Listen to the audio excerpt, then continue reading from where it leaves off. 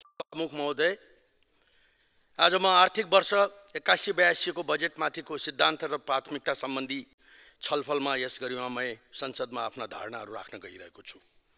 यस गरिमामय संसदमा उभिएर आगामी आर्थिक वर्षको बजेटका सिद्धान्त र प्राथमिकताका सन्दर्भमा बोलिरहँदा मैले विगत 20 वर्षदेखि नेपाली अर्थतन्त्र, आर्थिक विकास र बजेटका सम्बन्धमा कस्तो सोच प्रस्तुत गर्दै आइरहेको छु भन्ने श्रृङ्खलालाई पनि जोड्न गइरहेको छु।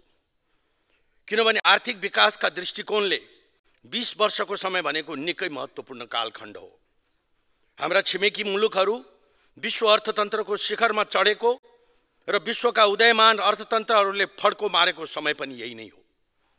नेपालको सन्दर्भमा 62-63 को राजनीतिक परिवर्तनपछि राजनीतिक एजेन्डा व्यवस्थापन भई आर्थिक विकासको यात्रा प्रारम्भ हुनुपर्ने मान्यता राखिएको यही समय हो, जसलाई नयाँ नेपालको नामाकरण समेत गरिएको थियो।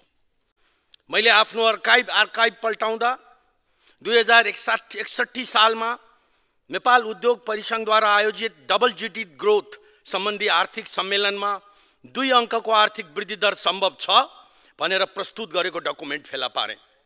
त्यति बेला पनि नेपाली आर्थिक रूपमा शिथिल अवस्थामा थियो। लोकतान्त्रिक व्यवस्थाको घाँटी निमोठिएको त्यो समयमा आर्थिक वर्ष 58-59 मा आर्थिक वृद्धि दर ऋणात्मक रहेको पृष्ठभूमिमा मैले नेपालको दोहोरो अङ्कको वृद्धि दर हासिल गर्ने सम्भव छ भन्ने आधारहरू प्रस्तुत गरेर देशमा नयाँ आशा र उत्साह जगाउने प्रयास गरेको थिएँ र जसलाई अर्थतन्त्रका स्टेक होल्डरहरूले सकारात्मक रूपमा अपनत्व लिएका थिए। यही बीचमा देश सङ्घीय लोकतान्त्रिक गणतन्त्र नेपालमा परिणत भयो।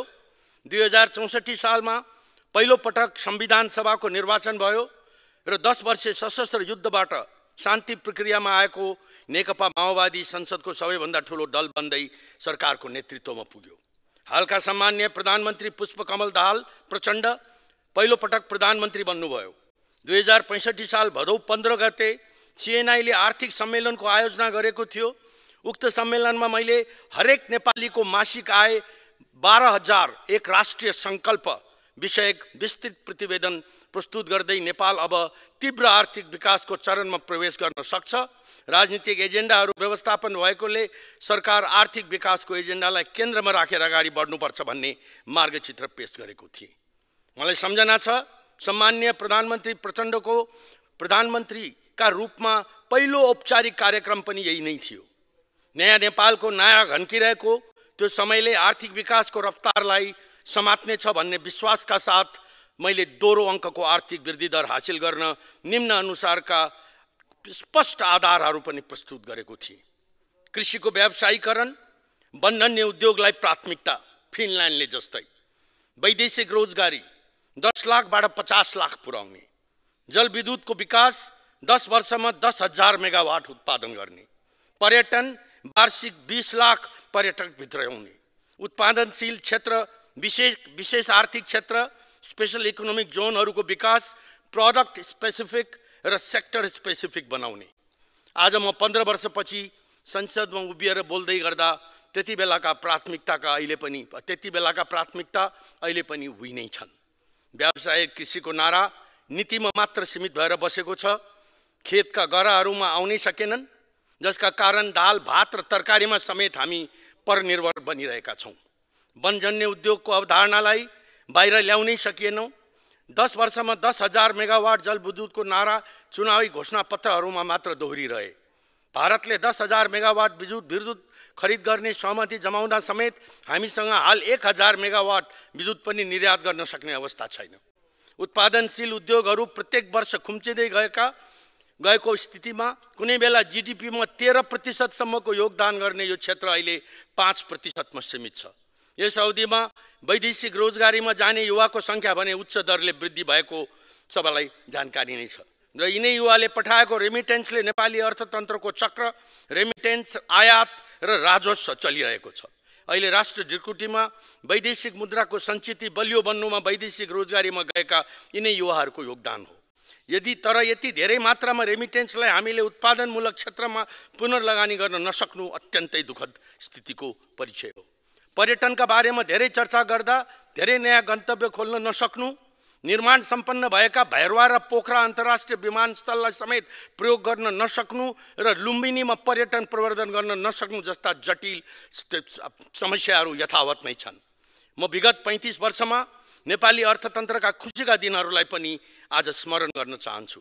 2048 सालमा नेपाली काङ्ग्रेसको सरकारले आर्थिक सुधार गरी खुला बजार अर्थतन्त्रको नीति अवलम्बन गरेपछि देशको अर्थतन्त्रमा उत्साहको स्थिति भएको थियो। आर्थिक वृद्धि दर 7% पुगेको थियो।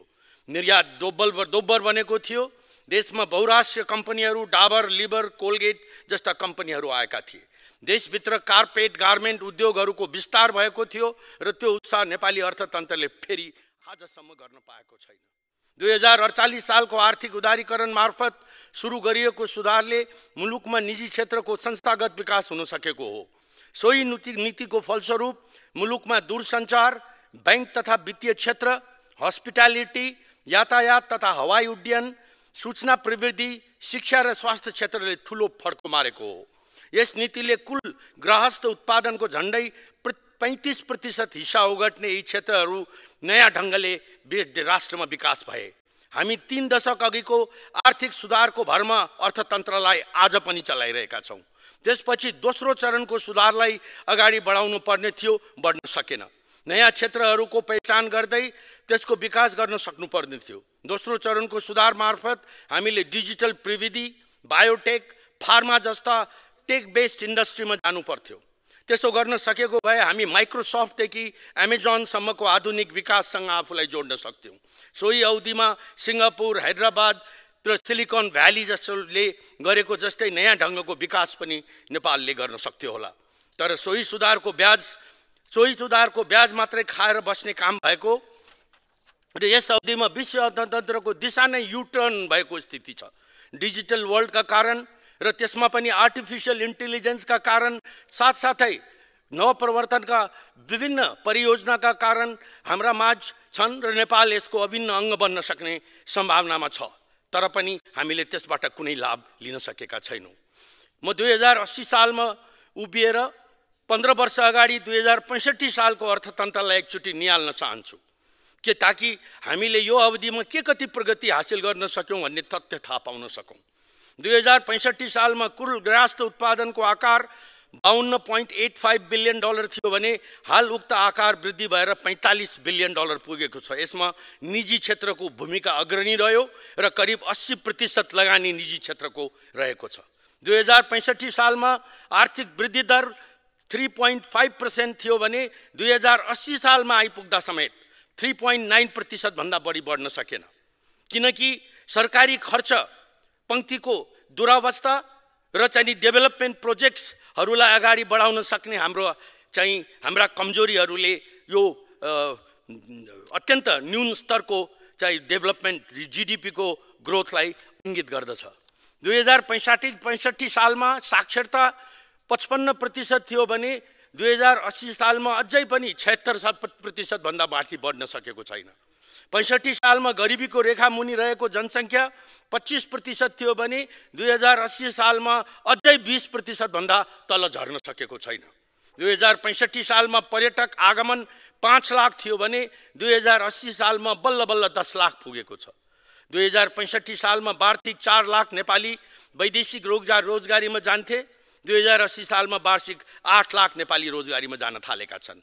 यसले देशको रोजगारीको स्थानीय स्तरमा रोजगारीको स्थितिको प्रष्ट चित्र देखाउँदछ। माथिको तथ्याङ्कले के देखाउँछ भने विगत 15 वर्षमा समयको अन्तरालमा हुने र अन्तर्राष्ट्रिय ट्रेन्डबाट प्रभावित हुने क्षेत्रहरू बाहेक हाम्रो आफ्नै क्षमताले आर्थिक विकासमा हामीले खास केही गर्न सकेनौँ। त्यति बेलाका हाम्रा प्राथमिकताहरू अहिले पनि लगभग उस्तै अवस्थामा छन्। 2061-65 मा हामीले गरेको प्रक्षेपणको तुलनामा हामी अगाडि बढ्न सकेनौँ। म अब हाम्रो अर्थतन्त्रमा रहेका चुनौती र सम्बोधन गर्नुपर्ने विषयलाई म निम्न 9 बुँदामा संक्षिप्त चर्चा गर्न चाहन्छु। अल्प विकसित गरिबी, बेरोजगारी, परनिर्भरता र असमानता अर्थतन्त्रका क्रोनिक समस्या बनेका छन्।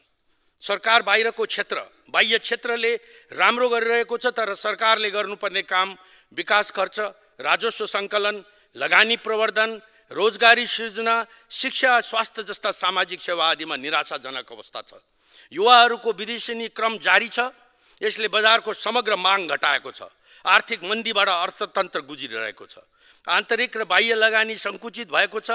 आर्थिक मन्दी र निराशाले लगानीबाट प्रतिफल प्राप्त हुने विश्वास गुमेको छ।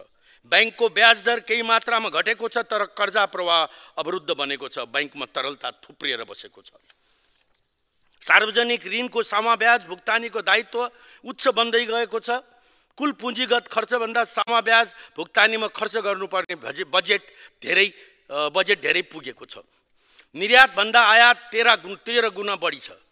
चालु खर्चको वृद्धि दर उच्च र पुँजीगत खर्च न्यून बन्दै गएको छ। चालु आर्थिक वर्षको बजेटको मध्यावधि समीक्षाका अनुसार चालु खर्च 44% पुग्दा पुँजीगत खर्च 21% मा मात्र सीमित भएको छ। कुल गृहस्थ उत्पादनमूलक क्षेत्रको हिस्सा भारत, बङ्गलादेश र श्रीलङ्कामा 20% भन्दा माथि रहने गर्दछ र नेपालमा भने यसको प्रतिशत अझै 5% मा सीमित छ। म हाम्रो विकास अवधारणामा रहेका केही समस्या जुन हरेक लगानीकर्ताले बेहोरिरहेका छन् त्यसका बारेमा संक्षिप्त चर्चा गर्न चाहन्छु। हाम्रो विकासको अवधारणामा हामी अहिले पनि प्रष्ट छैनौँ। हामी गोरु चुट्ने, हलो अड्काउने विकास लिएर नीति लिएर अगाडि हिँडिरहेका छौँ। हामी हाइड्रो बनाउने लाइसेन्स दिन्छौँ, तर हाई टेन्सन लाइनमा बिजुली जोड्न नसक्ने वातावरण बनाइदिन्छौँ। सिमेन्ट उत्पादन गर्ने लाइसेन्स दिन्छौँ, तर चुन ढुङ्गा निकाल्न नसक्ने अवस्था बनाइदिन्छौँ। सडक बनाउन बजेट छुट्याउँछौँ, तर सडक बनाउने ठाउँमा रुख काट्न प्रतिबन्ध लगाउँछौँ। अहिले आम नागरिक र विशेष गरी युवाहरू निराश छन्। उनीहरू निराश हुनुको कारण राजनीतिक भागभण्डा नपाएर होइन, आर्थिक विकासको दुरूह अवस्थाले हो। त्यसैले हामीले तत्काल आम नागरिक र युवाहरूलाई आशावादी बनाउनु र देशको अर्थतन्त्रलाई सबल बनाउँदै आर्थिक विकासको बाटोमा अगाडि बढाउनु पर्दछ। त्यसका लागि हामीले निम्न काममा फोकस गर्नुपर्दछ भन्ने मेरो विश्वास हो। विकास परियोजना कार्यान्वयनमा उदेक लाग्दो अवस्था, उदाहरणका रूपमा मेलाम्ची, फास्ट ट्र्याक, निजगढ अन्तर्राष्ट्रिय विमानस्थल, सिक्ता सिँचाइ, नारायणगढ बुटवल सडकलाई अन्त्य गर्दै विकास परियोजनालाई तीव्र गतिमा कार्यान्वयन गरेर देखाउने, सरकारको चालु खर्च घटाउने, पुँजीगत खर्च बढाउने, बजेटमा पुँजीगत खर्चको अंश 50% पुर्याउने रणनीति लिने, विनियोजित पुँजीगत खर्च समयमा खर्च गर्ने अनिवार्य व्यवस्था मिलाउने, विकास परियोजना कार्यान्वयन गर्ने र कार्यान्वयन गर्न नसक्ने कर्मचारीलाई पुरस्कार र दण्डको व्यवस्था गर्ने, प्रशासनमा राजनीतिकरणको अन्त गर्ने, महत्त्वपूर्ण परियोजनाका जिम्मेवारीमा रहेका कर्मचारीलाई सरकार परिवर्तन हुने बित्तिकै हेरफेर गर्ने काम रोकिनु पर्दछ।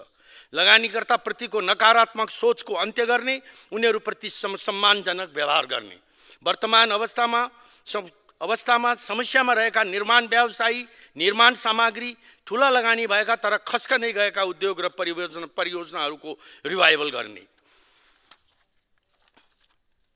अहिलेको क्रममा देखेका दुईटा म विकराल समस्यातर्फ पनि यो सदनको ध्यान आकृष्ट गराउन चाहन्छु। 7% अनुपातको मूल्य वृद्धि। मैले आज प्रस्तुत गरेको 20 वर्षको कालखण्डमा आम नेपाली जनताले खेपेको सबैभन्दा ठुलो मर्कामध्ये मूल्य वृद्धि पनि पर्दछ। नागरिकको भान्साले आजको अर्थतन्त्रलाई प्रष्ट पार्छ। भनिन्छ people's kitchen explain the current economy. म स्मरण गराउन चाहन्छु, केही समय अगाडिसम्म हामी भन्दै थियौँ अर्थतन्त्र लयमा फर्कँदैछ, तर म यहाँ एउटा डरलाग्दो तथ्याङ्क प्रस्तुत गर्न चाहन्छु। विगत केही समय अगाडि नेपाल उद्योग परिसङ्घले सार्वजनिक गरेको सर्वेक्षण अनुसार 2 वर्ष अगाडिको तुलनामा बजारमा समग्र माग 36.93% घटेको छ। माग घट्नु भनेको वस्तु तथा सेवाको उपभोग घट्नु हो। सोही अध्ययन प्रतिवेदन अनुसार नेपालमा 52.32% उद्योगीले नयाँ लगानीका योजनाहरू स्थगित गरेका छन्। सामान्य सभामुख महोदय, निजी क्षेत्रले लगानी नगरी रोजगारी वृद्धि हुँदैन। रोजगारी वृद्धि नभई मागमा वृद्धि गर्न सकिँदैन। अर्थतन्त्रको चुरो विषयलाई हामी सबैले किन बुझ्न हिचकिचाइरहेका छौँ? हामी समस्याग्रस्त मात्रै होइन, विविध आरोह र अवरोहका बीच हामीले केही क्षेत्रमा प्रगति हासिल गरेका छौँ, केही क्षेत्रमा सम्भावनाहरू चाहिँ पहिचान भएका छन् र केही क्षेत्रमा हामीले थोरै प्रयत्नबाट पनि ठुलो फड्को मार्न सक्ने सम्भावनाका क्षतिहरू देखा परेका छन्। सर्वप्रथम म हाम्रा आँखा अगाडिका सम्भावनाहरूका बारेमा म चाहिँ चर्चा गर्न चाहन्छु। स्थानीय सरकारहरूको क्षेत्र पहिचान, यो हामीमध्ये थोरैले पहिचान गरेको क्षेत्र हो भन्ने मलाई लाग्दछ। स्थानीय सरकारहरू संहिताका सबैभन्दा उज्याला पक्षहरू हुन्। कुनै एउटा निकायलाई स्वायत्त अधिकार दिँदा कसरी उसैले राम्रो काम गर्न सक्दछ भन्ने उदाहरण पनि उनी हुन्। विगत 7 वर्षको स्थानीय सरकारको अभ्यासबाट नेपालका लगभग सबै स्थानीय सरकारहरूले अब कुन क्षेत्रमा कुन प्रकारको पुँजी, जस्तै भौतिक पुँजी, मानव पुँजी, सामाजिक पुँजीमा लगानी गर्दा कुन नयाँ क्षेत्रमा केन्द्रित हुँदा आर्थिक संरचनामा नै आमूल परिवर्तन गर्न सकिन्छ भन्नेमा धेरै अनुभवजन्य ज्ञान प्राप्त गरेका छन्। जब म मेरो निर्वाचन क्षेत्र जान्छु, पालिकाका प्रमुखहरू आफ्नो पालिकालाई कसरी विकसित गर्न सकिन्छ भन्ने बारेमा धेरै नै प्रश्न भएको पाउँछु। अहिले स्थानीय सरकारले खेपिरहेको बजेट अभावलाई अन्त गर्नुपर्दछ। विकास परियोजनामा साधारण खर्चमै सिलिङ तोक्ने र त्यस्ता परियोजनाको निर्माण स्थानीय तहलाई हस्तान्तरण गर्नुपर्दछ। नेपाल आजको मितिमा अमेरिकामा विदेशी विद्यार्थी पठाउने देशमा 12औं नम्बरमा पर्दछ। त्यसैगरी हाम्रा युवाहरूले अन्य धेरै विकसित देशहरूमा पनि उच्चशिक्षा हासिल गरिरहेका छन्। उनीहरूलाई देश फर्काउन सकियो भने नवीनतम सोचका साथ उद्यमशीलता विकासमा ठुलो फड्को मार्न सकिन्छ। तर हामीले हाम्रा विद्यार्थीहरूलाई नेपालमै वर्ल्ड क्लास एजुकेसनको व्यवस्था मिलाउनेतर्फ ध्यान दिनुपर्छ। विश्वका नाम चलेका विश्वविद्यालयलाई उनीहरूको सहकार्यमा नेपालमा नै ल्याउन सकियो भने नेपाललाई शैक्षिक हब बनाउन सकिन्छ।